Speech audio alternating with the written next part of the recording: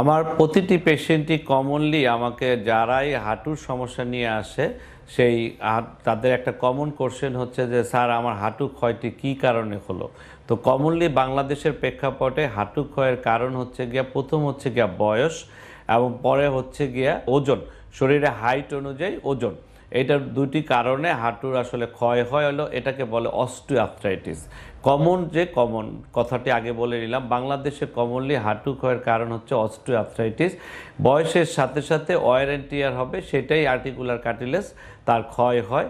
এবং ওজন যখন বেশি থাকে, যখন ওয়েটটা বেশি ট্রান্সমিশন হয়, তখন কিন্তু এই ক্ষয়টা ত্বরান্বিত হয়, মানে অ্যাগ্রাভেট হয়।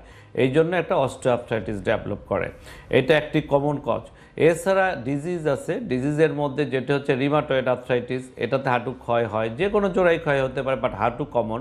এছাড়া আপনার ইনফেকশনের পরবর্তীতে পোস্ট ইনফেক্টিভ, এটা স্পেসিফিক হোক নন স্পেসিফিক, কমনলি টিউবারকুলোসিস হয়েছিল কোনো আগে, সেটার কারণে এটা হাঁটু করছেন, ক্ষয় হয়েছেন, সেকেন্ডারি অস্টিওআর্থ্রাইটিস ডেভেলপ করেছেন।